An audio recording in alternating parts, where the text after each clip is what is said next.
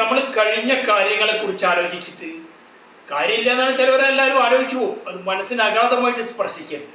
അപ്പം നമ്മൾ എല്ലാവർക്കും നഷ്ടബോധം ഉണ്ടാവും. ഒട്ടുമിക്ക ആളുകൾക്കും അങ്ങനെ ശരിയായില്ല ഇങ്ങനെ ശരിയായി, പണ്ഡിതനും പാമരനും പണക്കാരനും എല്ലാവർക്കും ഉണ്ടാവും. അത് നഷ്ടബോധം ഉണ്ടാവും. അതങ്ങനെ ശരിയായാലും ചിന്തിച്ചുകൊണ്ട് കാര്യമില്ല.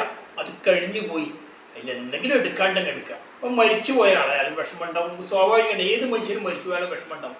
പക്ഷെ അയാൾ കൂടെ ഉണ്ടായിരുന്നെങ്കിൽ ചിന്തിച്ച് വിഷമിച്ചിട്ട് കാര്യമല്ലോ. അയാൾ ഇന്നില്ല. അയാൾ സ്ഥൂല ശരീരത്തിൽ ഉണ്ടോയെന്ന് പറയുമ്പോൾ സൂക്ഷ്മ ശരീരത്തിൽ അയാളില്ല. മരിച്ച അദ്ദേഹം ഇന്ന് നമ്മളെ കൂട്ടത്തില്ല ആരായിരുന്നാൽ. അപ്പോൾ അതിന് ചിന്തിക്കുന്നതിനും കുഴപ്പമില്ല. അത് നമ്മളെ സ്പർശിച്ചുകൊണ്ട് മരിച്ച ആൾ ഉണ്ടായിരുന്നു അതുകൊണ്ട് കാര്യമില്ല. അപ്പം അതൊക്കെ കഴിഞ്ഞു. അപ്പോൾ കഴിഞ്ഞ കാര്യങ്ങളെക്കുറിച്ച് ചിന്തിച്ചിട്ട് നമ്മൾ അങ്ങനെ പറ്റിപ്പോയി ഇങ്ങനെ പറ്റിപ്പോയി, നഷ്ടബോധമുണ്ട്, എനിക്കുണ്ട്, അങ്ങനെ ഉണ്ട് എന്ന് ചിന്തിച്ചുകൊണ്ട് നേരത്തെ നമ്മൾ സമയം ചിലവഴിക്കരുത്. അതിന് ഡൗൺ ആവുകയും ചെയ്തു. പെട്ടെന്ന് ചില സംഭവങ്ങൾ വരുമ്പോൾ എല്ലാ ഇൻസിഡൻറ്റും എല്ലാവരും ഡൗൺ ആവും, ഞാനും നിങ്ങളൊക്കെ.